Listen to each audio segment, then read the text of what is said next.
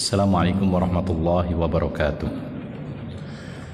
Innal hamdalillah nahmaduhu wa nasta'inuhu wa nastaghfiruh wa na'udzu billahi min syururi anfusina wa min sayyiati a'malina. May yahdihillahu fala mudhillalah wa may yudlil fala hadiyalah. Asyhadu an la ilaha illallah wahdahu la syarikalah wa asyhadu anna Muhammadan abduhu wa rasuluh. Allahumma salli wa sallim ala nabiyyina Muhammadin wa ala alihi wa sahbihi ajma'in. Amma ba'd. Fa inna astaqal hadithi kitabullah wa khairal huda huda Muhammadin sallallahu alaihi wasallam wa syarrul umuri muhdatsatuha fa inna kulla muhdatsatin bid'ah wa kulla bid'atin dhalalah wa kulla dhalalatin finnar. Ikhwan fillah azakumullah, para hadirin dan hadirat yang dimuliakan oleh Allah Subhanahu wa taala.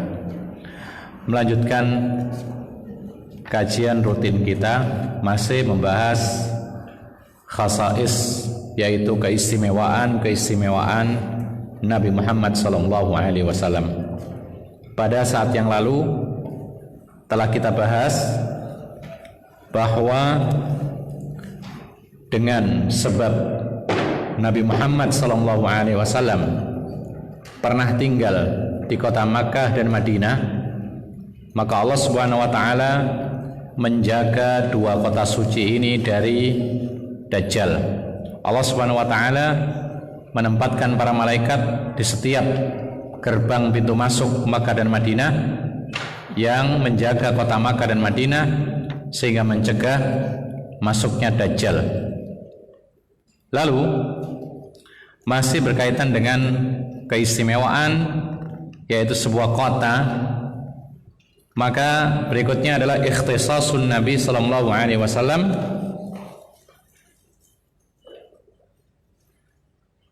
bi anna ta'una la yadkhulu madinatahu, bahwa wabah ta'un itu tidak akan masuk ke kota beliau. Yang disebut di sini ta'un, bukan corona. Artinya, kalau ada yang mengatakan bahwa lo kok bisa, katanya tidak dimasuki ta'un Makkah Madinah, tapi sekarang heboh ada corona masuk Makkah dan Madinah. Andaikan itu betul masuk, maka tidak bertolak belakang dengan apa yang dikatakan oleh Nabi SAW yang dijaga oleh Allah, bahwasanya Madinah tidak akan dimasuki wabah ta'un. Ikhwana fiddin azakumullah. Adapun ta'un, maka para ulama berbeda pendapat tentang mendefinisikannya.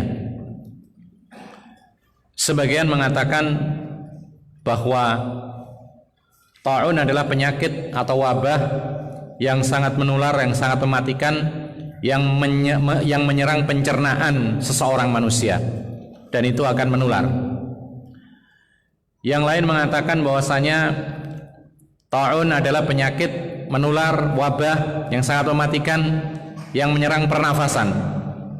Ada lagi sampai menyebut nama penyakit tertentu seperti kolera dan semisalnya. Tetapi semua itu tidak ada keterangan dari Nabi sallallahu alaihi wasallam.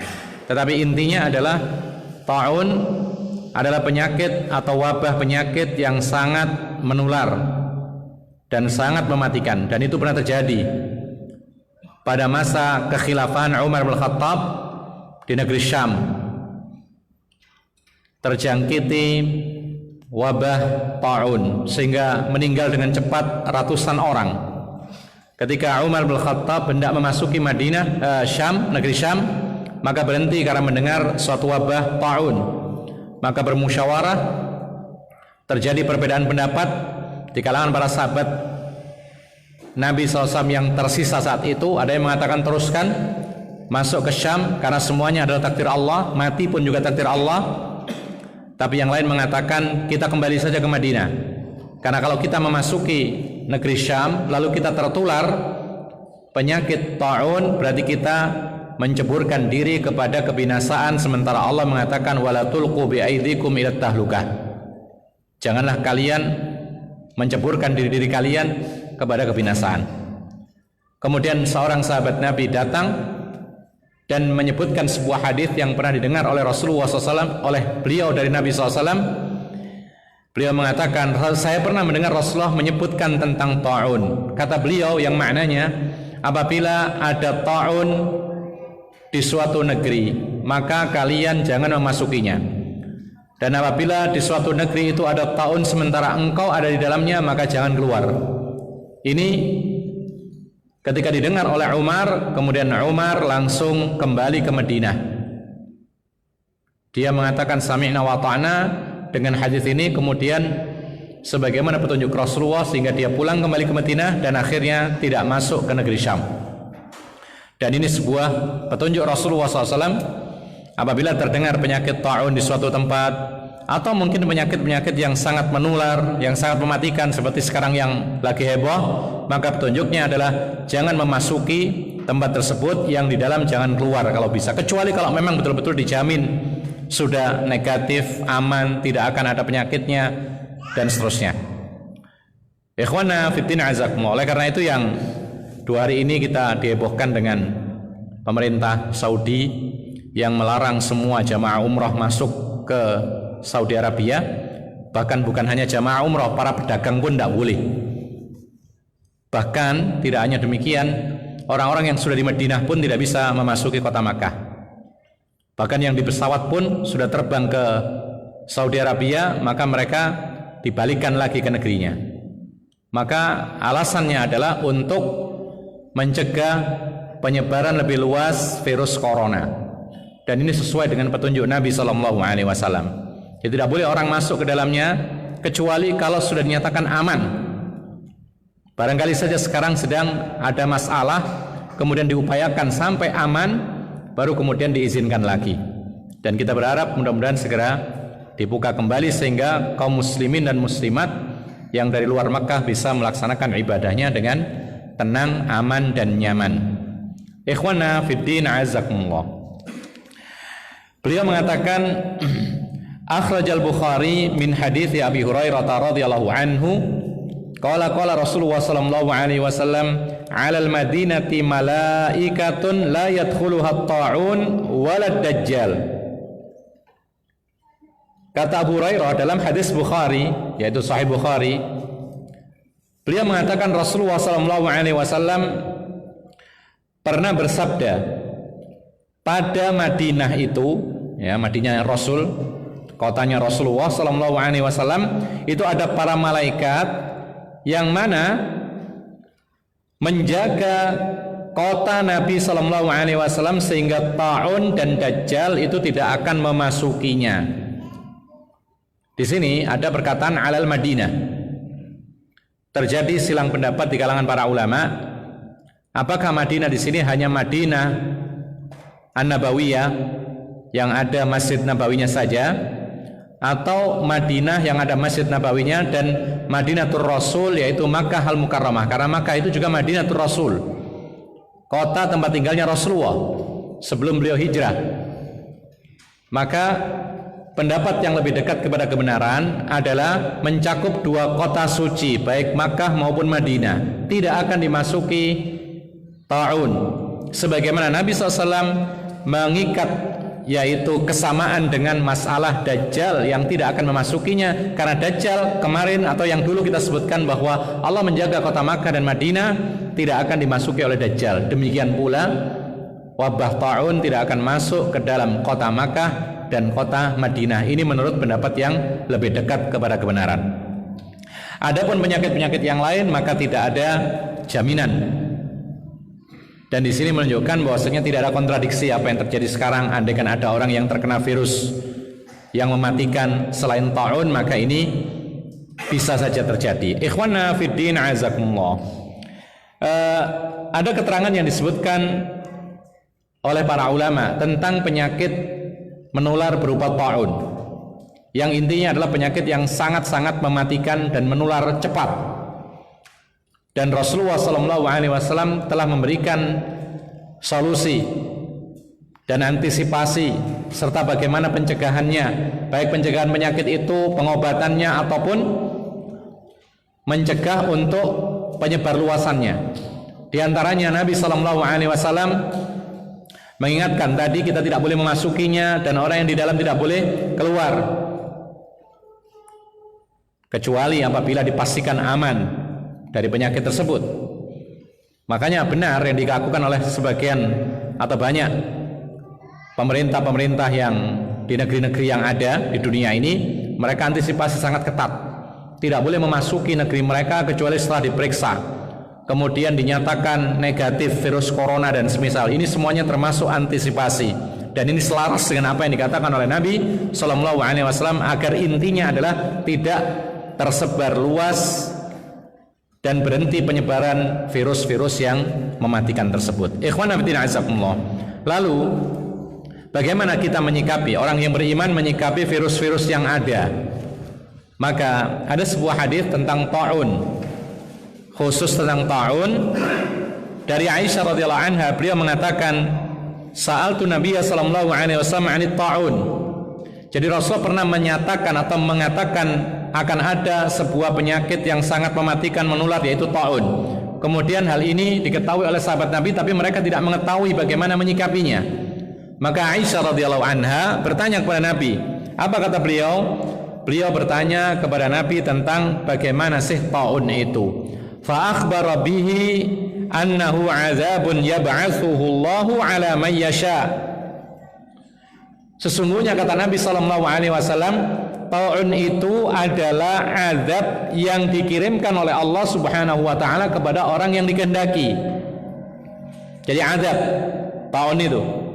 Tapi bukan semua orang yang mendapati ta'un ini adalah diazab. Karena zaman dahulu ada sahabat Nabi yang kena ta'un ketika di negeri Syam. Dia orang baik, orang Islam. Maka kalau orang-orang Islam, orang-orang mukmin, maka kata Nabi SAW, fa innallaha ja'alahu rahmatan lil mu'minin. Tetapi ta'un itu menjadi rahmat bagi orang-orang yang beriman. Bagaimana jadi rahmat? Karena dia beriman. Dan kita mengingat dalam sebuah hadis yang kurang lebih maknanya adalah tiada seorang muslim pun yang mendapati kelelahan, payah, capek, kemudian sedih, gundah, dapat gangguan sampai duri yang menancap pada dirinya, melainkan pasti itu menghapus dosanya. Maka ini rahmat. Jadi kalau penyakit atau gangguan yang sangat ringan saja bisa menghapus dosanya, maka bagaimana kiranya penyakit yang sangat berat apalagi mematikan? Maka bisa menjadi rahmat bagi dia.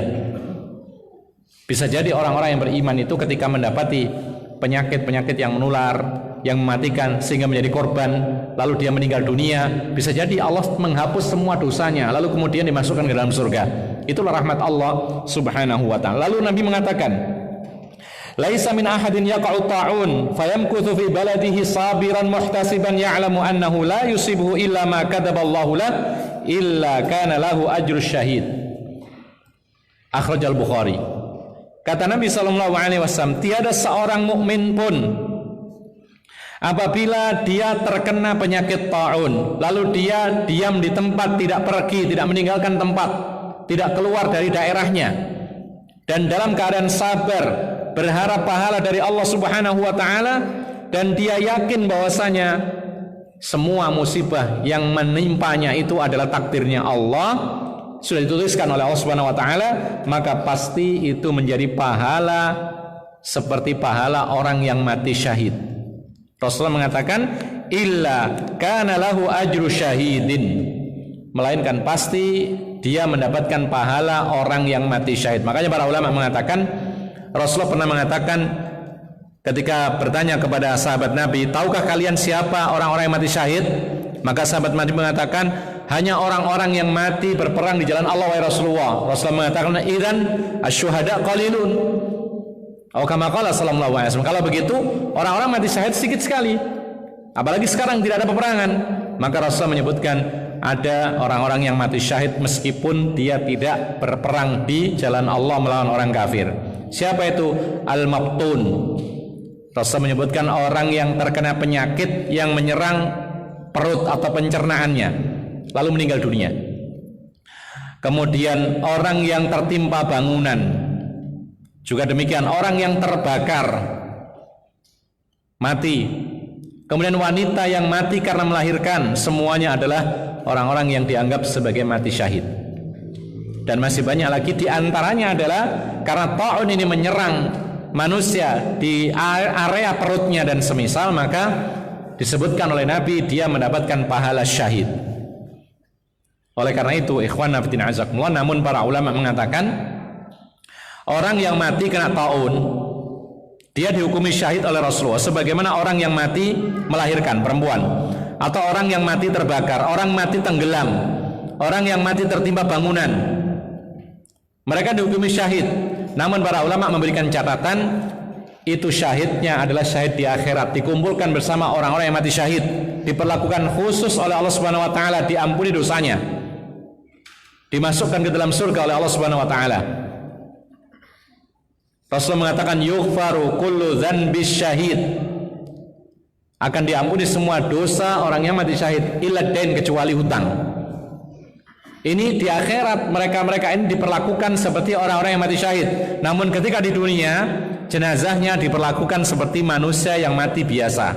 Artinya kalau ada orang meninggal dunia karena ta'un, kalau ada orang meninggal dunia karena virus apapun, perut, sakit perut kemudian sampai meninggal dunia, atau kolera atau corona, yang macam-macam, atau yang mati karena melahirkan, atau yang mati karena tertimpa bangunan, terbakar dan lain sebagainya, maka hukumnya di dunia jenazahnya sama dengan jenazah biasa. Artinya apa? Tetap dimandikan. Sementara orang yang mati syahid di medan perang tidak perlu dimandikan, ya, bahkan dikuburkan bersama darah-darahnya. Pakaiannya, kafannya adalah pakaian ketika dia berperang, karena nanti dibangkitkan pada hari kiamat dalam kondisi luka-lukanya menganga, mengeluarkan darah, warna darahnya merah, tapi harumnya itu seperti minyak kasturi yang paling wangi. Itu syahid, syahid fil ma'rakah, syahid ketika medan perang. Tapi orang-orang yang mati yang disebutkan tadi, maka tetap dimandikan, dikafani dengan kafan yang lain, kemudian disolati. Sementara orang yang mati syahid tidak harus disolati, karena dijamin oleh Allah Subhanahu wa taala masuk surga. Sementara sholat jenazah itu syafaat, menolong dia. Orang yang syahid di medan perang tidak harus disolati. Bahkan sebagian para ulama mengatakan tidak disyariatkan, hanya sekedar boleh. Tapi kalau orang mati yang kena ta'un, kena penyakit ini, ketimpa bangunan, terbakar, mati syahid karena melahirkan dan semisal, tetap disolati. Karena Nabi SAW tetap menyolati wanita yang mati karena melahirkan, nifas. Kemudian orang yang mati syahid di medan perang dikuburkan di tempat dia meninggal dunia, di mana dicabut ruhnya, disitulah dikuburkan. Tetapi orang-orang yang mati biasa tadi tapi dihukumi syahid, dikuburkan di kuburan umum kaum muslimin. Artinya di dunia dihukumi seperti orang biasa, tapi di akhirat dikumpulkan bersama para syuhada. Ikhwana fiddin azakumullah. Maka di sini ada keterangan yang pasti dari Rasulullah SAW bahwa orang yang terkena ta'un, maka kalau dia bukan orang yang mukmin, dia orang-orang yang pendosa dan semisalnya, maka itu adalah hukuman dari Allah Subhanahu wa taala. Dihukum oleh Allah Subhanahu wa taala karena dosanya, karena kekufurannya, karena kesyirikannya. Tapi kalau orang-orang yang beriman yang terkena virus ta'un atau yang semisal, maka itu rahmatnya Allah diberikan kepadanya. Kemudian konsekuensi orang yang terkena penyakit-penyakit yang menular, kemudian wabah yang mematikan, silakan dia berobat. Karena Nabi memerintahkan tadawau, berobatlah kalian, wala tatadawau bil haram, tapi jangan berobat dengan yang haram-haram. Jadi ada usaha, karena Nabi memerintahkannya. Tapi kalau seandainya usaha sudah maksimal, kemudian toh meninggal dunia, maka dia harus disertai dengan sabar. Selain sabar, dia berharap pahala dari Allah akan musibah, karena setiap musibah itu berbuah pahala apabila kita sabar dan kita mengharapkan pahala dari Allah Subhanahu wa taala. Sehingga ikhwanna fiddin azakumullah, orang yang sabar ketika terkena ta'un atau penyakit-penyakit yang mematikan yang lain yang menular dan semisal, maka kalau dia meninggal dunia karena hal itu dan dia beriman, maka dia mendapatkan pahala yaitu syahid. Ikhwanna fiddin azakumullah. Berikutnya, termasuk keistimewaan Nabi sallallahu alaihi wasallam, ikhtisasun Nabi sallallahu alaihi wasallam bi anna salata fi masjidihi afdalu min alfi salatin. Beliau mengatakan di antara keistimewaan Nabi bahwasanya salat di masjid beliau saja ini, Masjid Nabawi, itu lebih utama pahalanya dibandingkan 1000 salat di tempat lain. Jadi Masjid Nabawi yang sekarang kita kenal ya di kota Madinah, bahkan itu pusat tengah kota Madinahnya, maka sholat di sana sekali pahalanya lebih dari 1000 kali sholat di tempat lain. Jadi kalau kita sholat di sana sekali itu sama dengan lebih dari 1000 kali sholat di masjid kita ini sekarang. Lebih 1000, bukan 1000, lebih dari 1000, karena Rasulullah mengatakan afdalu min alfi salat. Dalam sebuah hadis an Ibnu Abbas qala annahu qala inna imra'atan ishtakat syakwan. Dari Ibnu Abbas, semoga Allah meridhoinya, beliau mengatakan ada seorang wanita mengeluhkan sakitnya, artinya dia merasa sakit, tertimpa sakit. Faqalat, kemudian karena sakitnya yang kuat atau yang berat, maka faqalat, dia mengatakan in syafanillahu la akhrujanna fala usalliyanna fi baitil maqdis. Bernadar. Jadi karena sakit yang lama tidak kunjung sembuh, dia sempat bernadar. Ya.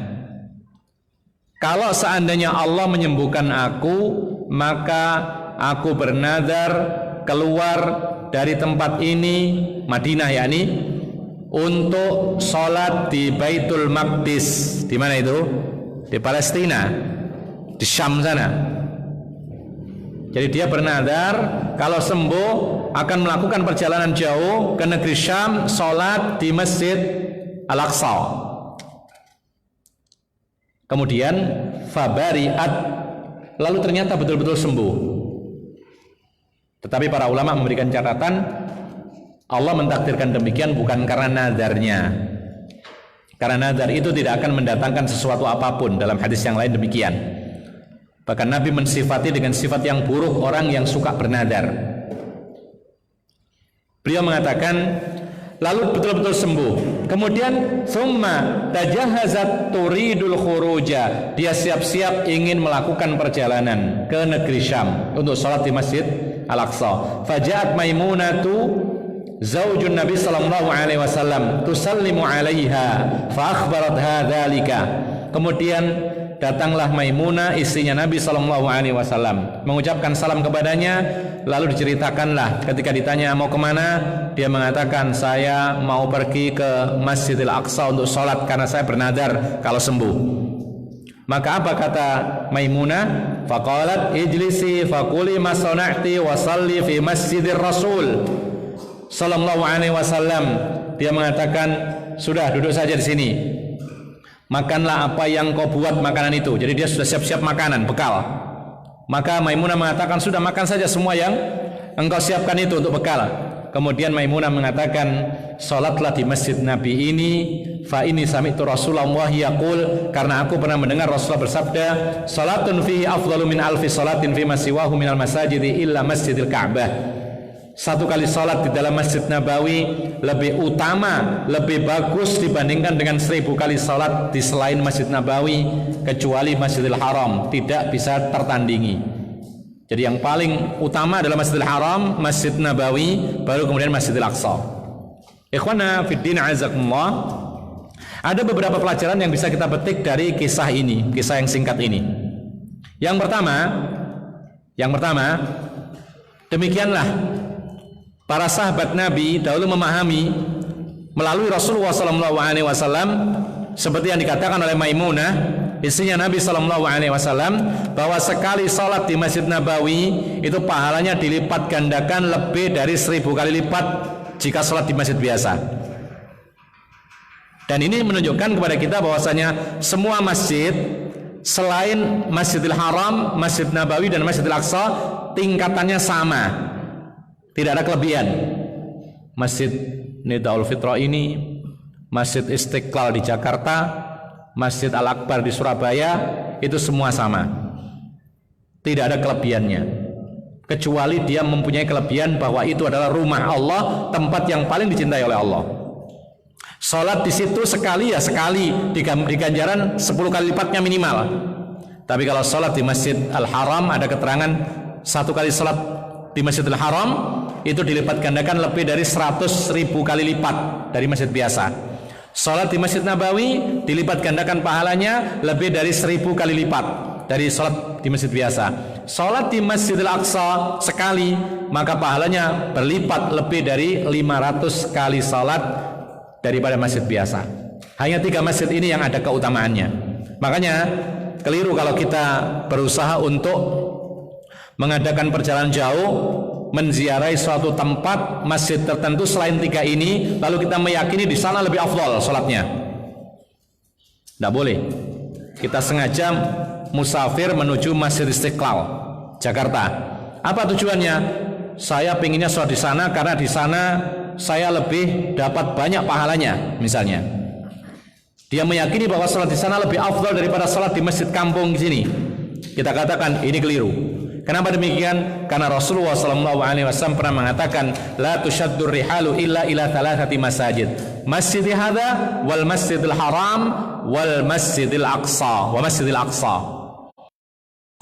Tidak boleh mengadakan perjalanan safar yang jauh untuk mencari tempat berkah kecuali kepada 3 masjid, Masjidil Haram, Masjid Nabawi, dan Masjidil Aqsa. Karena memang Allah melebihkan dan lebih berkah salat di sana.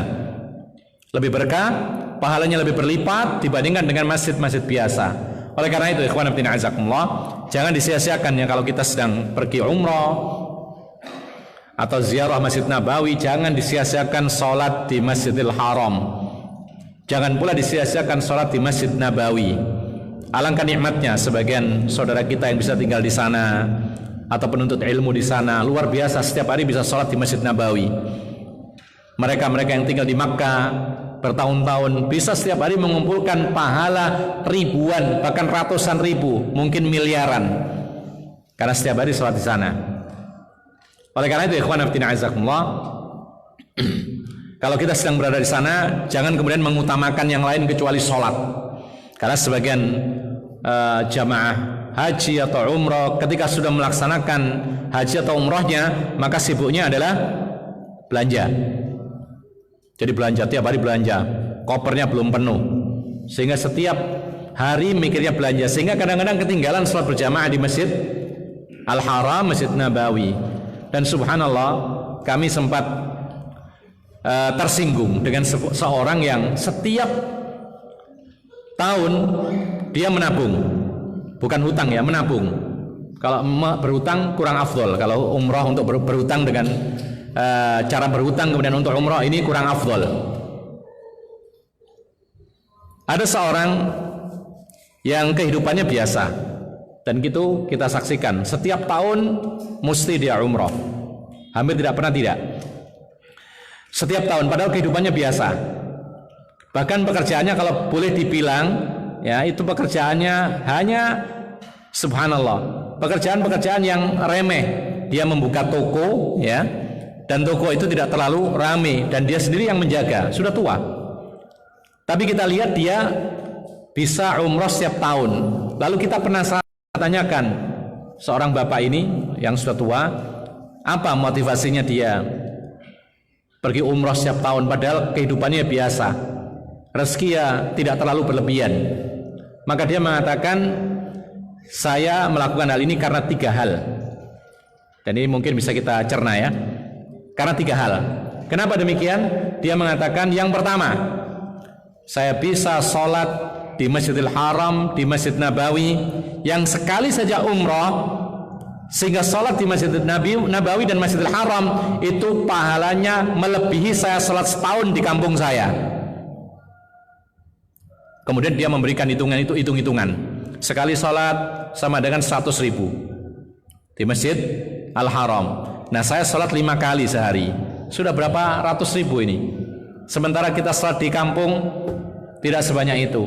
maka saya setiap tahun pergi ke Mekah untuk umroh, saya menyempatkan salat 5 waktu Masjidil Haram, Masjid Nabawi, sehingga saya salat hanya beberapa hari saja, maka saya bisa menandingi salat setahun dan lebih ketika salat di kampung. Ini satu. Lalu dia menyampaikan karena demikianlah ada keterangan dalam hadis. Lalu yang kedua dia mengatakan, karena saya pernah mendengar seorang ustadz menyampaikan bahwa al-umratu ilal umrati kafaratun bainahuma. Satu umrah dengan umrah yang berikutnya menghapus dosa antara keduanya. Lalu dia mengatakan, saya manusia biasa pasti sering salah, maka saya ingin terhapus dosa saya dengan umrah ini. Jadi tiap tahun dia. Lalu yang ketiga dia mengatakan, saya sudah pernah melakukan haji. Dia sudah pernah haji dulu, lama sekali. Kemudian ada hadis Nabi, Rasulullah mengatakan, tabi'u bainal haji wal umrah fa innahuma yanfiyanil faqra wal dhunub. Hadis riwayat Tirmidzi. Kata beliau, iringilah haji itu dengan umrah. Artinya setelah haji, iringi dengan umrah. Karena apa? Karena antara haji itu bisa menghilangkan dan menghapus dosa. Dan dia mengatakan, alhamdulillah, saya meskipun hidup sederhana, tapi saya merasa cukup kaya, dan saya hidup tidak punya hutang. Dia mengatakan demikian. Dan saya punya anak-anak, saya tidak menggantungkan kepada anak-anak hidup saya cukup dengan apa yang saya kerjakan sekarang. Dan saya merasa bahwa ketika saya melakukan demikian terus-menerus, maka janji Allah ditepati. Apa itu? Urusan saya dimudahkan, saya merasa cukup. Lalu yang berikutnya, wadzunub, demikian pula dosa saya juga akan dihapus oleh Allah. Jadi kita mendapat pelajaran dari beliau, subhanallah. Kehidupannya sangat sederhana, tapi dia bisa menabung, kemudian dia melaksanakan umrah karena ingin pahala yang luar biasa yang tidak bisa didapatkan kecuali di sana. Ma'asyiral muslimin rahimah. Dan tidak boleh kita ini suudzon ya. Kemarin ada postingan yang dikirimkan kepada kami bahwa tidak boleh orang kaya itu sering umrah. Tidak boleh.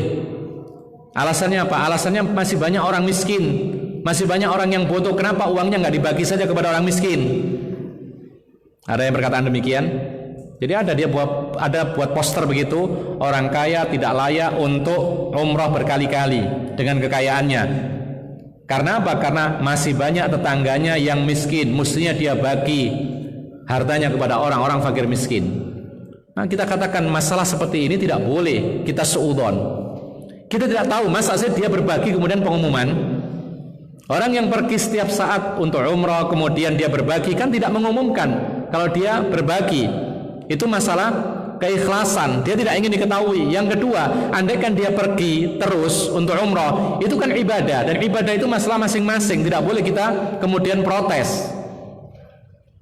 Kalau dia merasakan bahwasanya Allah membuka pintu untuk hal seperti ini, kenapa dihalangi?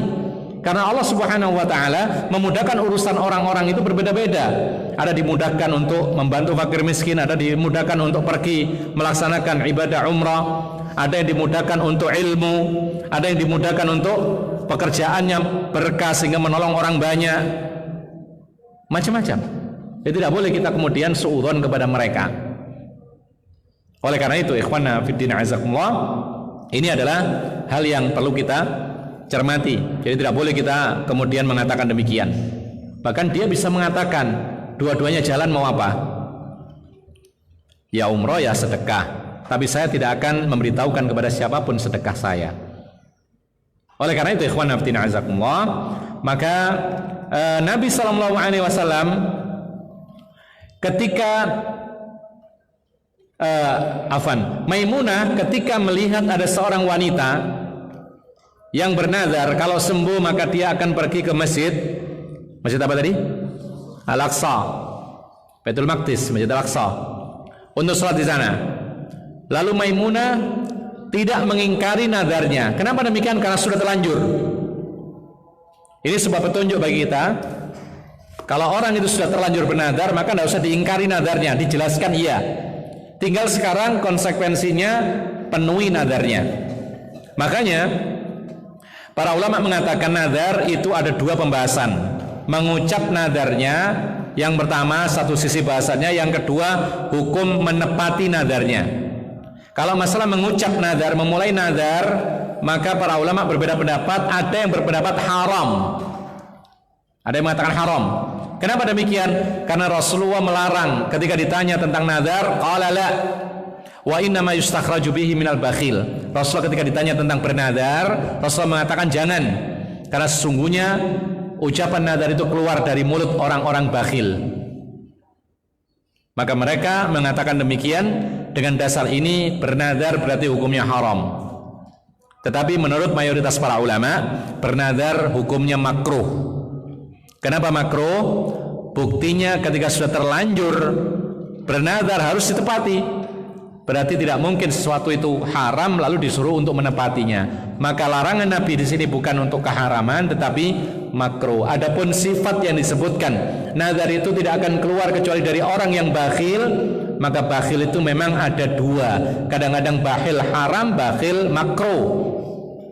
Dan yang di sini adalah bakhil yang makruh. Apa itu bakhil yang makruh? Bakhil yang makruh itu menahan untuk mengeluarkan sesuatu yang dianjurkan. Kalau bakhil yang haram menahan untuk mengeluarkan sesuatu yang wajib dikeluarkan. Bakhil berzakat, hukumnya apa? Haram. Bakhil tidak mau membantu orang miskin, makruh, karena tidak wajib membantu orang miskin. Maka di sini bakhil yang disebutkan Nabi adalah bakhil yang sifatnya makruh. Ini satu sisi pembahasan tentang bernadarnya. Lalu sisi yang kedua, menepati nadar itu hukumnya terperinci. Terperinci. Paling tidak ada 4. Yang pertama, dilihat apabila isi nadarnya adalah ibadah dan ketaatan. Ya, ibadah dan ketaatan.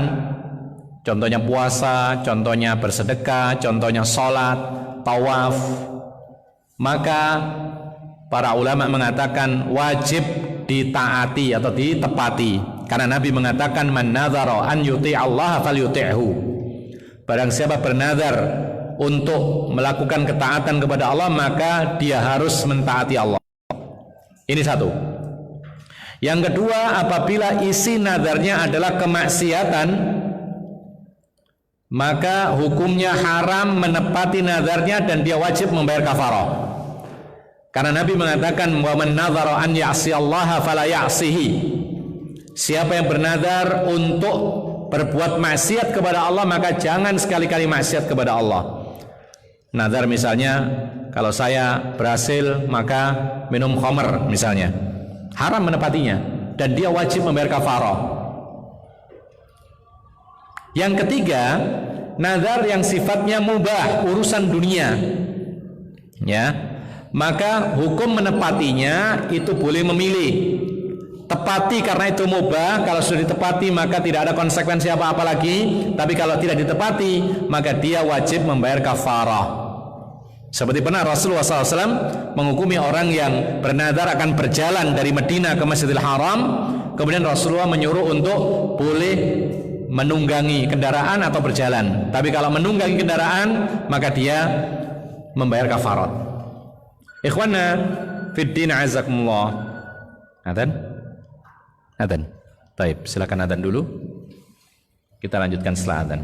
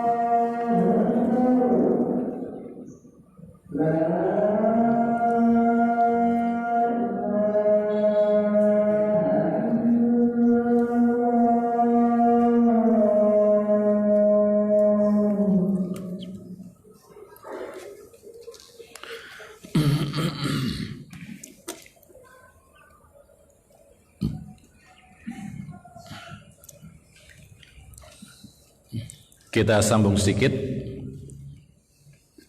dalam kisah sang wanita yang bernadar kalau sembuh akan sholat di Masjid Al-Aqsa, maka ditegur oleh Maimunah bahwa dia boleh sholat di mana tadi? Di Masjid Nabawi. Apa alasannya? Karena pahala sholat di Masjid Nabawi lebih besar daripada Masjid Al-Aqsa. Maka di sini timbullah persoalan yang disebutkan oleh para ulama ketika menjelaskan hadis ini, yaitu ketika seorang itu bernazar sholat. Taib, ini termasuk bagian nomor berapa dalam masalah menepati nazar tadi? Yang pertama atau kedua atau ketiga? Yang pertama, nazar ketaatan. Hukumnya menepatinya apa? Wajib. Cuman masalahnya sekarang nazar sholat kemudian menyebut tempat, ya. Nazar untuk sholat menyebut tempat. Apa tempatnya? Yaitu Baitul Maqdis atau Masjidil Aqsa. Kalau sholatnya tetap wajib, tidak bisa tidak, jelas. Karena nazar itu memang mewajibkan dirinya sendiri kepada Allah ibadah yang tadinya tidak wajib. Itu nazar, ya. Jadi nazar itu seorang mewajibkan sesuatu yang tadinya tidak wajib. Ini nazar namanya. Antum mengatakan misalnya kalau sembuh saya akan apa? Botak rambutnya, botak kepala. Maka ini menjadi nazar. Nazar itu wajib.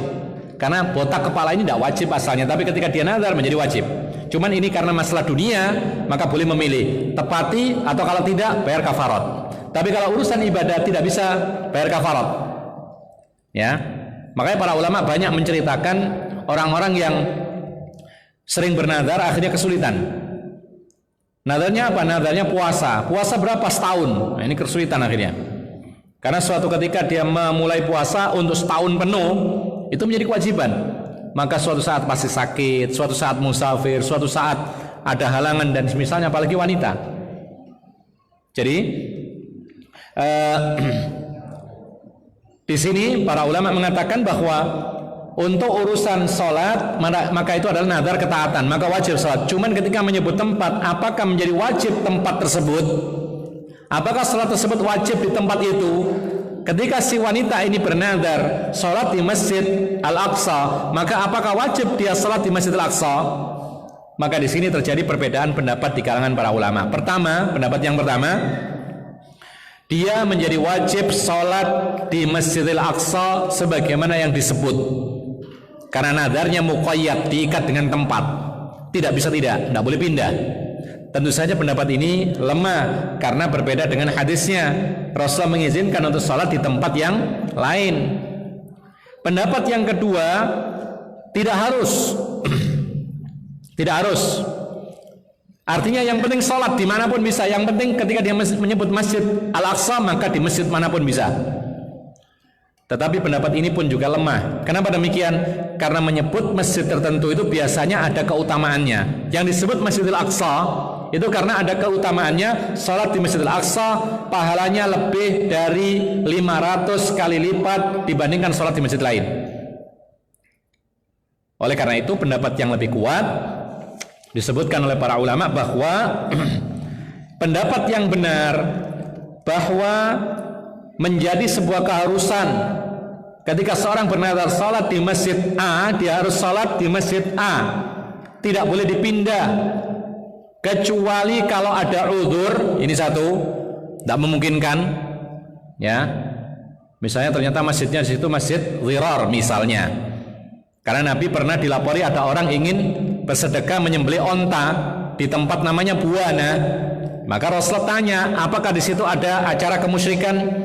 Tidak ada. Apakah di situ ada hari raya orang-orang kafir? Tidak ada. Silakan dipenuhi. Artinya kalau seandainya di situ ada yaitu penghalang untuk dilakukan, maka silakan di tempat lain. Nah, seperti ini juga demikian. Ketika kita bernazar sholat di masjid A, maka jangan atau tidak boleh pindah, harus di situ.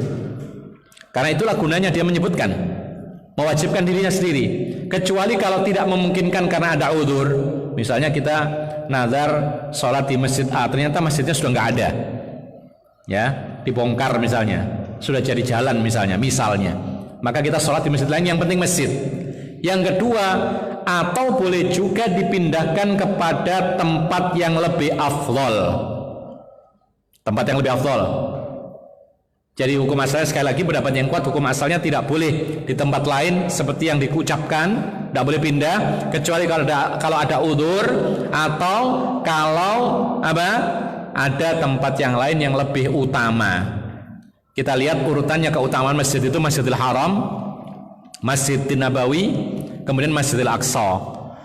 Salat sekali di Masjidil Aqsa pahalanya dilipat gandakan lebih dari 500 kali lipat dari masjid biasa. Salat di Masjid Nabawi pahalanya berlipat lebih dari berapa? 1000 kali lipat daripada masjid biasa. Salat di Masjidil Haram pahalanya berlipat lebih dari 100.000 kali lipat daripada masjid biasa. Maka oleh karena itu Maimunah dalam hal ini mengatakan kepada si wanita tadi, tidak usah pergi ke Al-Aqsa karena pahalanya masih di bawahnya Masjid Nabawi, salat saja di Masjid Nabawi. Maka ini menunjukkan boleh dipindah tempat bernazar itu kalau sholat itu ke tempat yang lebih afdol. Ma'asyiral muslimin rahimakumullah. Oleh karena itu para ulama mengatakan yajuzu taghyiru jihatin nazar ila ma huwa aula. Ini perkataan masyhur para fuqaha. Boleh-boleh saja meskipun tidak disepakati, ya, tapi ini perkataan banyak para ulama. Mereka mengatakan boleh-boleh saja merubah tempat nazar ke tempat yang lebih mulia. Jadi kita misalnya bernazar ingin sholat di Masjidil Istiqlal.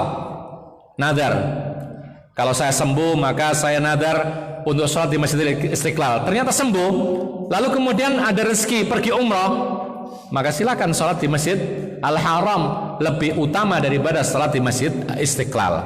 Ini maksudnya. Maka kemudian Syekhul Islam Ibnu Taimiyah mengatakan, memberi contoh, tidak hanya sholat.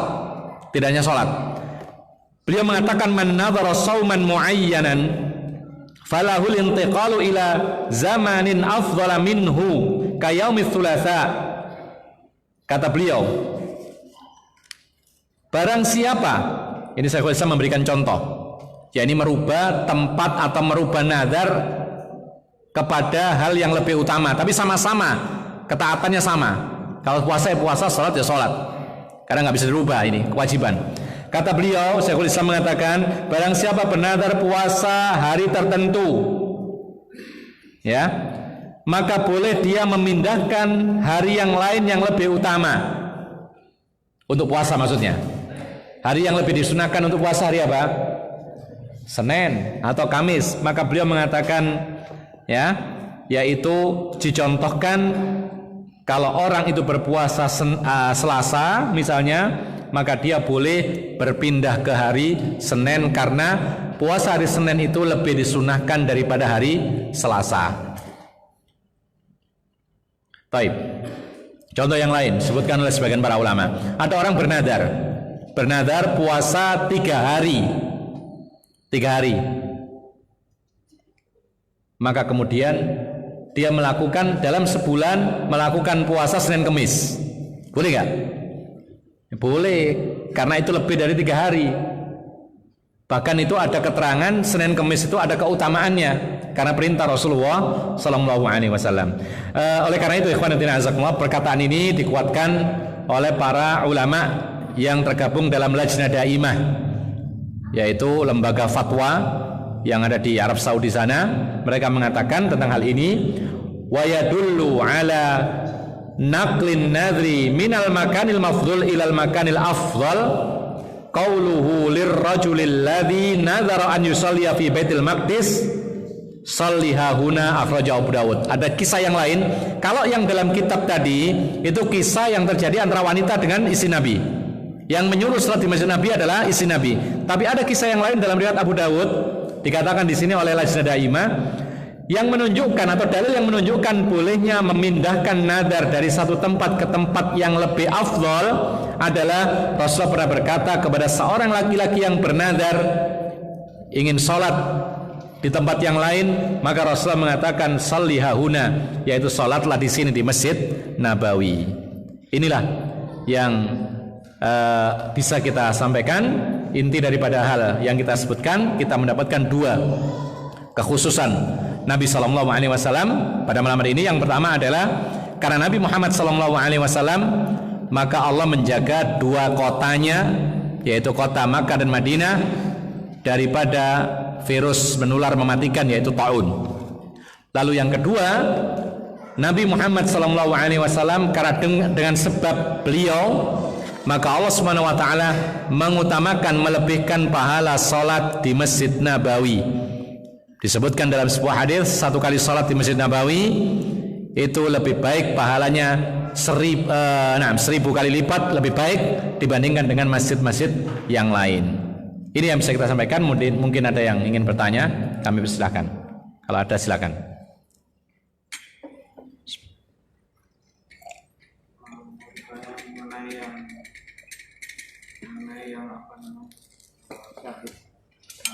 Ya. Itu apakah itu berlaku umum kepada semua manusia atau yang kepada orang mukmin yang beriman, walaupun dia bermaksiat? Baik. Ada pertanyaan. Orang-orang yang dihukumi oleh Nabi syahid, mati syahid, kita sebutkan tadi berapanya ya? 1 apa? Selain jihad fisabilillah, ini jelas dunia akhirat ini syahidnya. Yang syahid di akhirat saja itu 1 orang yang mati kena taun. Yang kedua, mati ketimpa bangunan. 3, terbakar. 4, tenggelam. Yang perempuan, mati melahirkan, nifas. Nah sekarang, apakah ini umum semua orang yang beriman, baik dia bermaksiat atau tidak, atau ini khusus orang-orang yang beriman yang sempurna imannya atau yang tidak berdosa kepada Allah? Insya Allah ini mencakup, karena Nabi SAW tidak menjelaskan, ya, tidak menjelaskan dan tidak memerinci. Maka kita berharap ini mencakup semua orang yang beriman. Mungkin dia melakukan dosa, tapi ketika dia meninggal niatnya baik, ketika dia meninggal saat itu dia ingin berbuat baik, meskipun dalam waktu yang lain dia berbuat dosa, tapi ketika dia ingin berbuat baik lalu tertimpa bangunan meninggal dunia, maka ini tanda husnul khatimah. Allahu a'lam. Ya. Baik. Kita cukupkan sampai di sini. Mudah-mudahan bermanfaat. Wa akhiru da'wana alhamdulillahirabbil alamin. Wa sallallahu ala nabiyyina Muhammadin wa ala alihi wa sahbihi ajma'in. Subhanakallahumma bihamdika asyhadu an la ilaha illa anta astaghfiruka wa atubu ilaik.